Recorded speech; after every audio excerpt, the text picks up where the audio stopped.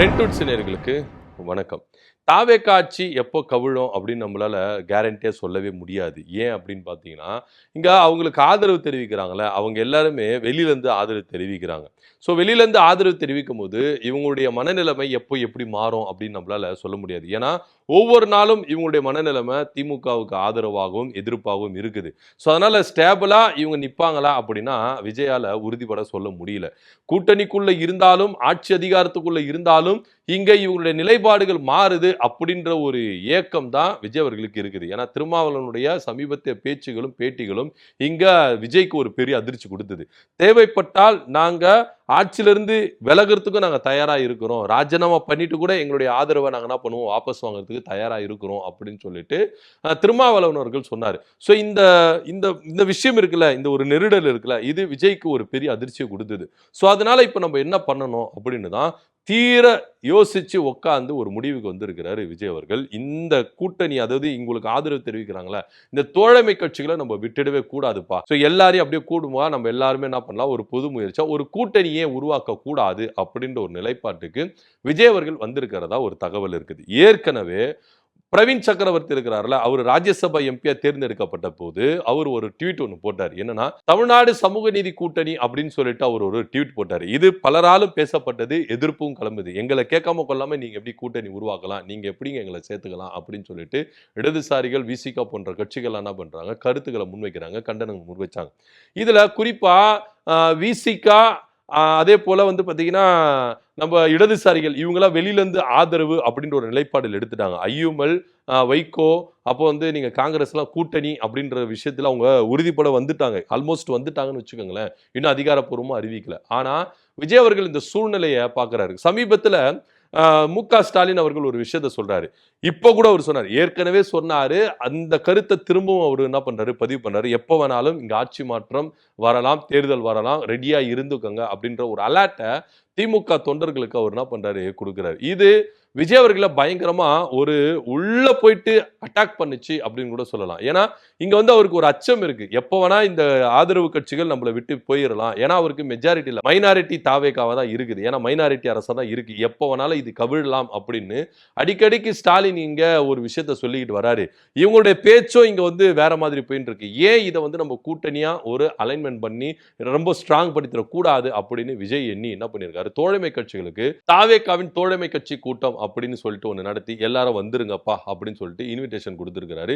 இந்த இன்விடேஷன் கூட அமைச்சர் புஷி ஆனந்த், ஆதவர்ஜுனா அவங்க தான் போய் கொடுக்குறாங்களே கண்டி, விஜய் நேரடியாக போய் கொடுக்கல அப்படின்னு வச்சுக்கிட்டாலும் சரி பரவாயில்ல, விஜய் வரணும்னு அவசியமா என்ன, எந்த அளவுக்கு இந்த ஆட்சி நடந்துட்டு இருக்கு, அதுக்கு எல்லாத்தையும் நம்ம என்ன பண்றோம், எல்லாத்தையும் நம்ம விட்டுட்டு ஆதரவு தான் தெரிவிச்சுட்டு இருக்கோம், வேற என்ன பண்ண முடியும் அப்படின்னு சொல்லிட்டு தான் அவங்கள இருக்கிறாங்க. ஏன்னா நீங்க டெல்லியில சிறப்பு பிரதிநிதி அப்படின்ற ஒரு தயாரிப்பாளரை போட்டது நிஜம்தாங்க, அது உண்மைதாங்க, அது அவங்களுக்கு நியாயமா தான் இருக்குது, தப்பே இல்லை அப்படின்னு சொல்றது நம்ம விடுதலை சிறுத்தை கட்சி தலைவர் திருமாவளவன் அவர்கள். எந்த அளவுக்கு அவர் கொள்கை உடன்பாடோடு இருக்கிறார் பார்த்தீங்களா, இதுதான் அவருக்கு கொண்ட கொள்கை அப்படின்னு நம்ம எடுத்துக்கணும். ஏன்னா ஒரு ப்ரொடியூசரை சிறப்பு டெல்லி பிரதிநிதியா போட்டது அது தப்பு கிடையாது அப்படின்னு அவர் சொல்றாருன்னா எந்த அளவுக்கு அவர் கொள்கை உடன்பட்டு இருக்கிறாரு தாவேக்காவோட அப்படின்றதுதான் இங்க நம்மளால புரிஞ்சுக்க முடியும்னு வச்சுக்கோங்களேன். ஸோ அந்த மாதிரி தான்.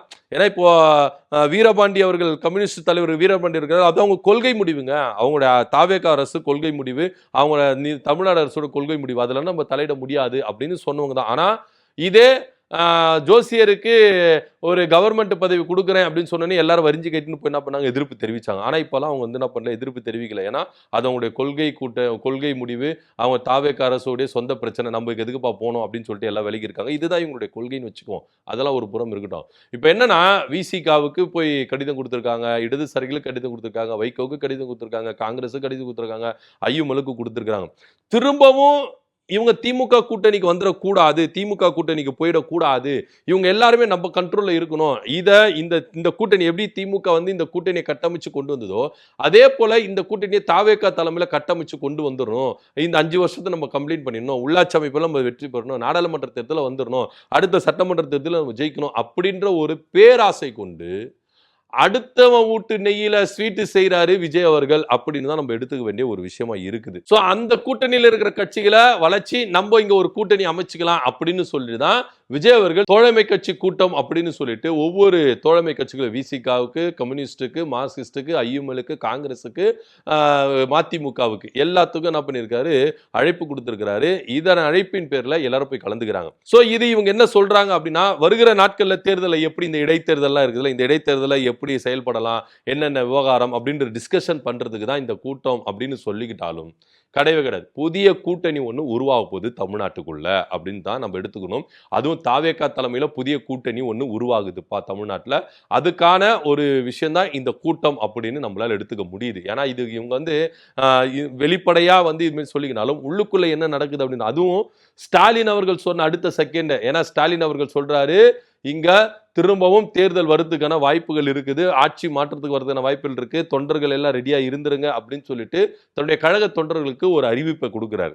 ஏன்னா அரசியல் நகர்வுகளை வச்சு அவர் சொல்றாரு கண்டி, இவர் போயிட்டு ஆட்சியை கவுக்க போறாரு அப்படின்றதெல்லாம் பத்தி எல்லாம் சொல்றாரு. உடனே அவங்க வரிஞ்சு கட்டின்னு வருவாங்க. ஒரு முன்னாள் முதலமைச்சர் இப்படி பேசலாமா, ஒரு அரசியல் தலைவர் இப்படி பேசலாமா, ஒரு இந்த அளவுக்கு எக்ஸ்பீரியன்ஸான ஆளு இப்படி பேசலாமா அப்படின்னு வரிஞ்சு கட்டின்னு வந்துருவாங்க. ஏன்னா அவர் சொல்றது வந்து இவங்களுடைய நடவடிக்கை சரியில்லை. ஏன்னா தாவேக அரசு எந்த அளவுக்கு அவங்க இஷ்டத்துக்கு வந்து இங்க செஞ்சுக்கிறாங்க, மக்களை மதிக்கிறது இல்ல, மக்களை பாத்துக்கிறது இல்ல அப்படின்ற ஒரு கல நிலவரத்தை வச்சு என்ன பண்றாங்க, திமுக ஒரு கருத்தை சொல்லுது, திமுக தலைவர் மு.க. ஸ்டாலின் ஒரு கருத்து சொல்றாரு. ஆனா இது அப்படியே இவங்க என்ன பண்ணுவாங்க, மடைமாற்றுவாங்கன்னு வச்சுக்கோங்களேன். அதெல்லாம் ஒரு புறம் இருக்கட்டும். இப்ப என்னன்னா, திமுக தலைவர் பத்த வைத்த தீ இன்னைக்கு தாவேக்காவை அதிர வச்சிருக்குது அப்படிதான் நம்ம பார்க்கணும். ஏன்னா அவர் சொன்னாரு கூடிய விரைவில் ஆட்சி, ஏற்கனவே சொன்னாரு, இப்ப திரும்பவும் சொல்றாரு. கிட்டத்தட்ட 40 நாள் 1.5 மாசம் கிட்ட வந்துருச்சு. அப்போ சொல்றாரு ஒரு ஆட்சி மாற்றம் வரும், ரெடியா இருங்க, திரும்பவும் தேர்தல் வருது, எல்லாம் ரெடியா இருந்துக்கங்க அப்படின்னு சொல்றாரு. அவரு இடைத்தேர்தலை வச்சு சொன்னாரா என்ன அப்படின்னு நம்மளுக்கு தெரியல. இதுல இடைத்தேர்தல் வரும்போது நம்மளுக்கு ஞாபகம் வருது. ஏன்னா இடைத்தேர்தல்ல திமுக தலைவர் மு.க. ஸ்டாலின் அவர்கள் திருச்சி கிழக்குல நிக்க போறாரு அப்படின்ற ஒரு செய்தி அரசல் புரசலா வருது. இத அவர் என்ன பண்ணிருக்காரு, உறுதிப்பட சொல்லல, யோசிச்சு சொல்றோம் அப்படின்னு சொல்லிட்டாரு திமுக தலைவர் மு.க. ஸ்டாலின் அவர்கள். உடனே இவங்க என்னன்னா, ஒருவேளை திருச்சி கிழக்குல நின்று ஜெயிக்க வச்சிருக்காங்க. ஏன்னா திமுக காரங்க எல்லாருமே என்ன பண்ணிட்டாங்கன்னா ஒரு மைண்ட் செட்டப் வந்துட்டாங்க. ஏன்னா சட்டமன்றத்துக்குள்ள விஜயை வந்து தெரிக்க விடணும் அப்படின்றதுக்காகவே இவரை உள்ள கொண்டு வரணும் அப்படின்னு, அப்பாவை காணோம் அப்படி இப்படின்னு சொல்லிட்டு கேலி கிண்டல் நக்கல் நையாண்டி பண்றாருல. சோ இந்த மாதிரி அவர் நக்கல் நையாண்டி கேலி கிண்டல் எல்லாம் இங்க வந்து தவிடுபொடி ஆக்கணும் அப்படின்றதுக்காகவே திருச்சி கிழக்குல ஏன் நம்ம தலைவரை நிக்க வச்சு ஜெயிக்க வைக்க கூடாது அப்படின்னு திருச்சி கிழக்குல ஃபுல் அண்ட் ஃபுல் என்ன பண்ணிட்டாங்க, ஒரு டென்ட் ஒன்று போட்டாங்க. ஸோ இதை வந்து தாவேக்காவை கொஞ்சம் அதிர வச்சிருச்சு. ஏன்னா திருச்சி கிழக்குல தோத்துட்டா, இடைத்தேர்தலே தோத்துட்டா தாவேக்காவுக்கு ஒரு பெரிய அடி விழுந்துரும், மக்கள் மத்தியில் அவங்களுக்கு செல்வாக்கு இல்லை அப்படின்றது புரிவாயிடும். ஸோ அதனால கூட்டணி கட்சிகள் சதறதுக்கான வாய்ப்புகள் இருக்குது. ஸோ அதெல்லாம் கால்குலேட் பண்ணி தான் திமுக தலைவர் மு.க. ஸ்டாலின் இப்படி சொன்னாரோ அப்படின்ற ஒரு அச்சம் தாவேக்காவுக்கு வந்திருக்குது. ஸோ அதனால இவங்களை விட்டுடக்கூடாது, இவங்களை அப்படியே நம்ம கூடயே வச்சுக்கணும் அப்படின்றதுக்காக கூட்டுங்க, தோழமை கட்சிகள் எல்லாரையும் கூட்டுங்க, ஆலோசிப்போம், ஆலோசிச்சு ஏன் நம்ம ஒரு புதிய கூட்டணி வந்து உருவாக்கக்கூடாது, இது ஏன் நம்ம வந்து இது மாதிரி ஒரு கேப்லேயே நம்ம போயிட்டு இருக்கோம், ஏன் நம்ம நெருங்கி வந்துடக்கூடாது, ஒரு கூட்டணின்னு ஒன்று உருவாக்குவோம், வாங்க கூட்டணிக்குள்ள எல்லாரும் கலந்துப்போம், வருகிற உள்ளாட்சி அமைப்பு தேர்தலில் சீட்டை பகிர்ந்துப்போம், நாடாளுமன்றத்தில் பகிர்ந்துப்போம், அடுத்த நடக்கிற சட்டமன்ற தேர்தலில் பகிர்ந்துப்போம், இப்படின்னு விஜய் அவர்கள் பயங்கரமா காய்களை நகர்த்துறாரு. ஆனா இந்த விவகாரத்துல இடதுசாரிகளுடைய நிலைப்பாடு என்னவா இருக்கும், விசிகாவினுடைய நிலைப்பாடு என்னவா இருக்கும் அப்படின்றத இங்க பார்க்க வேண்டிய ஒரு விஷயமா இருக்கு. ஏன்னா இவங்க இங்க கவர்னர் ஆட்சி வரக்கூடாது அப்படின்ற ஒரே ஒரு காரணத்துக்காக தான் தாவேக்காவுக்கு வெளியில இருந்து ஆதரவு அப்படின்ற ஒரு நிலைப்பாட்டில் எடுத்திருக்கிறாங்க. ஒருவேளை இது கூட்டணியா உள்ள கன்வெர்ட் ஆகி போயிருச்சுன்னா என்ன மாதிரி ஒரு எதிர்வினை ஆற்றுவாங்க மக்கள் அப்படின்ற ஒரு விஷயம் இங்க பார்க்க வேண்டிய ஒரு விஷயமா இருக்குது. இது தாவேக்காவுக்கு எந்த அளவுக்கு பிளஸ்ஸாவும் மாறதுக்கு வாய்ப்பு இருக்கு, மைனஸாவும் மாறதுக்கான வாய்ப்புகள் இருக்கு அப்படின்னு இங்க பார்க்க வேண்டிய ஒரு விஷயமா இருக்கு. ஸோ எப்படி பார்த்தாலும் இங்க தாவேக்காவுக்கு ஒரு பெரிய சிக்கலா தாங்க இருக்குது அப்படின்றதுல எந்த வித மாற்றுக்கிறது இல்லை.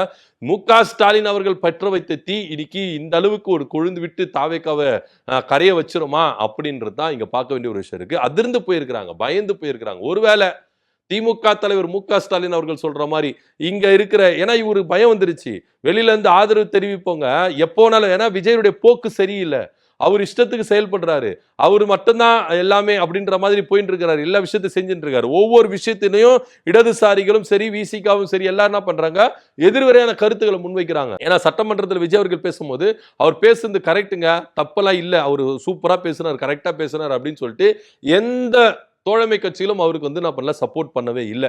எல்லாரும் என்ன சொன்னாங்கன்னா அவர் பேசுனது தப்பு, அப்படி பேசியிருக்க கூடாது அப்படின்னு தான் சொன்னாங்க. ஆனா ஏன்னா நீங்க காங்கிரஸ் கூட என்ன சொல்லிச்சுன்னா நாங்க வந்து அதை வந்து எதிர்க்கல, அட் சேம் டைம் அவங்கள கேள்வியும் கேட்கல அப்படின்னு சொல்லிட்டு என்ன பண்ணாங்க, பட்டும் படாத மாரி என்ன பண்ணிட்டாங்க, ஒதுங்கி வந்துட்டாங்க காங்கிரஸ்.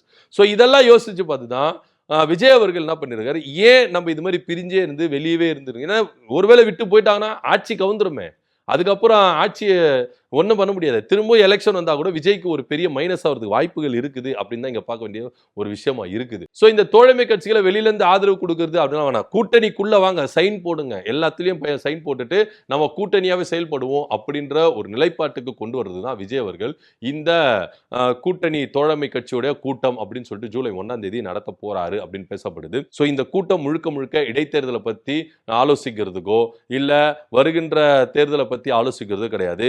கூட்டணி உருவாக்குறதுக்கான ஒரு திட்டமிட்ட ஒரு ஆலோசனை அப்படின்னு தான் பேசப்படுது. இதை பத்தி கருத்து என்ன அப்படின்னு கீழே கமெண்ட் பண்ணுங்க. நன்றி, வணக்கம்.